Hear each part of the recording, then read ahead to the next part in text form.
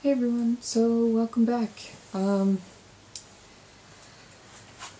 was at the park earlier answering questions, doing a Q&A, and there were some questions that were a little difficult to answer pretty much on the spot. I got these questions today, and so now that I've had some time to sit with them, I'm back to answer your questions, or, have done enough research to properly answer these questions.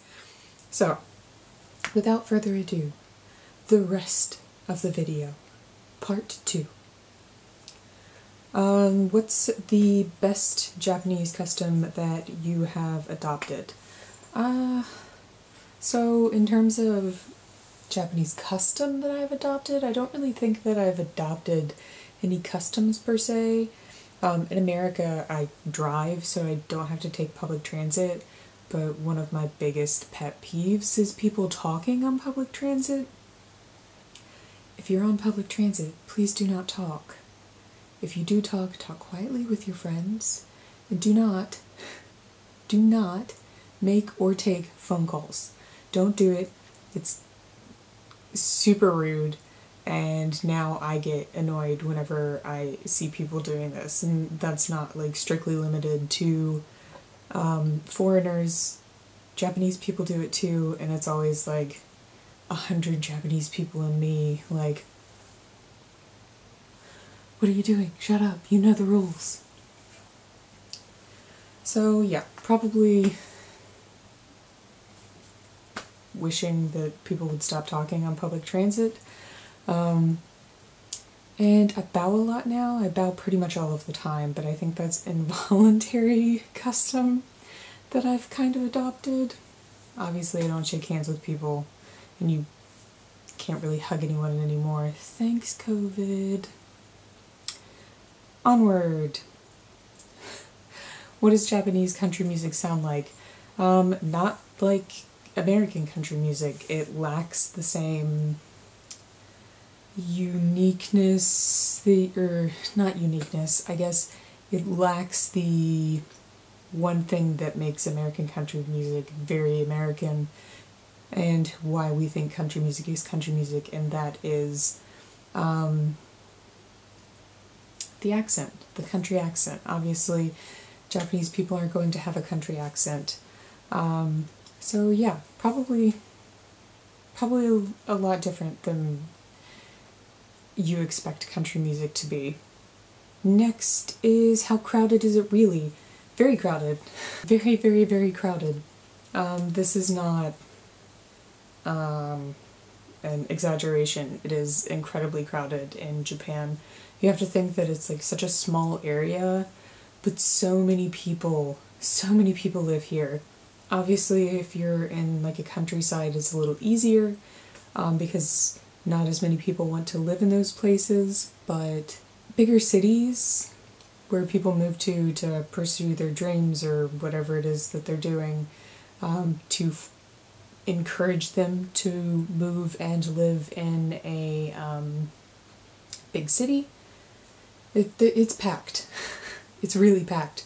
My train in the mornings to and from my visit schools, there's no room to move at all on those trains, and I'm just thankful that I don't have to take a morning train in Tokyo on a weekday, because I can only imagine.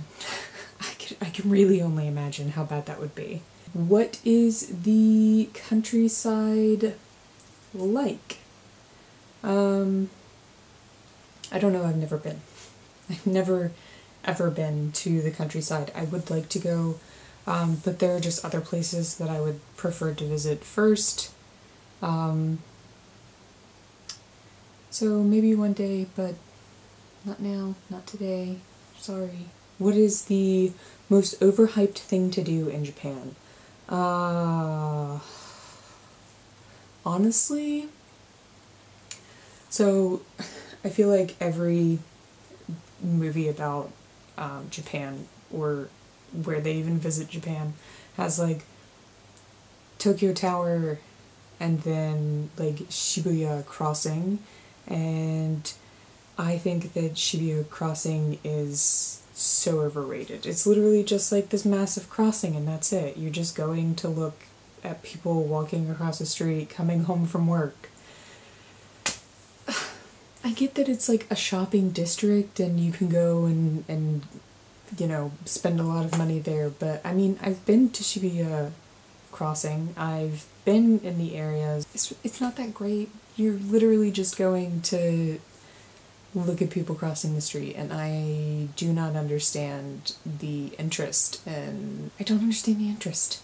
Maybe one day I'll make a video about it. I'll just go and be like, this is exactly what you guys were so excited about.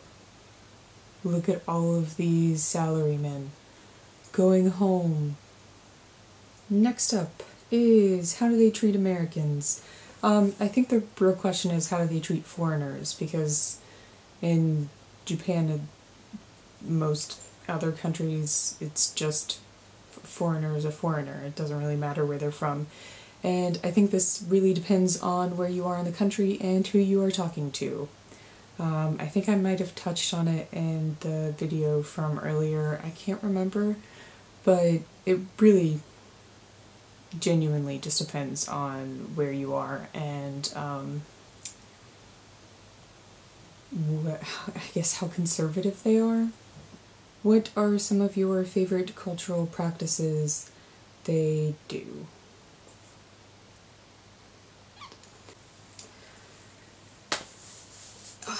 So this is gonna sound kind of silly, but in the first, I don't know, like few months that I was here before, you know, it turned into 2020 and things got really aggressive with the pandemic, we had an end of the year sort of party at work, and it had happened a few times, but it was the first time that I had experienced this at like such a massive scale.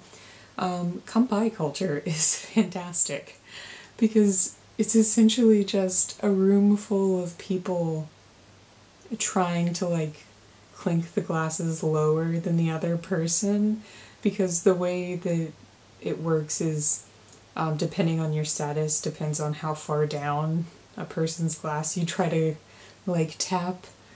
And I think that I'm really special in the fact that like my vice principal at the time was, you know, just a great human being in general. So I just kind of played along, and as so did everyone else. It's this cute little game. I'm not mad about it. I really enjoyed it. It was fun. Or what was it like going through a pandemic in Japan? The pandemic is still ongoing, so it's certainly exhausting to try to go through.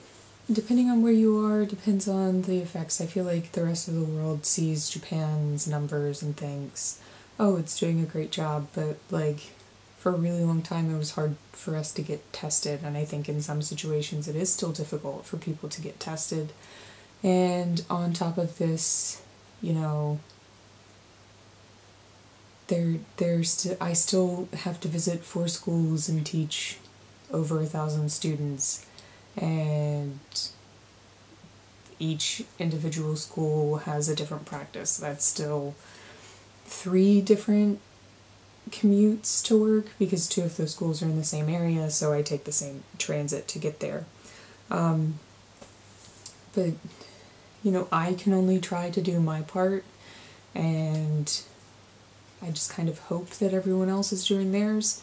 Obviously, there's hand sanitizer everywhere, but some of even like the public bathrooms still don't have soap, which is really common, that there not be soap in bathrooms in Japan, and that you should probably have your own, or at least hand sanitizer on you, so that, you know, you can make sure that you're being clean. It's still ongoing, it's still really stressful, and I think that that's not going to change anywhere in the world at any point in time.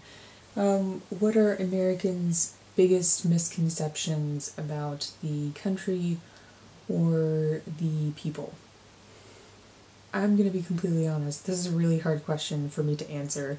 I've been studying Japan for so long, and now I've lived here, that it's difficult for me to remember what Americans generally think about the Japanese. Maybe one thing that I could think of is that I feel like a lot of people think that foreigners reign supreme here, but you don't, and that needs to stop being an ideal, because it's not true. Just because you're foreign does not mean that anyone is going to care about you. And I feel like a lot of people come here with that expectation of like they will be, considered this incredible person just because they're foreign, and that's absolutely not true. And maybe another one is that Japanese women are submissive. That is not the case, and please do not think that about any culture's women. I've seen this really heavily associated with like Japanese women, and it's not true, and you should not think that at all. So it sounds kind of rude to say, but it sounds kind of obvious to say these things, but it's still kind of seen today as a thing, and it's not. So, once again, please don't think these things. So, we're finished. We finally finished all of the questions. As I said in the previous video, if you have any more questions, please put them down below. I will be happy to answer your questions in another Q&A. I guess we're just going to end like this for these types of videos. I am not an expert, and every situation is different. See you in the next video. Bye!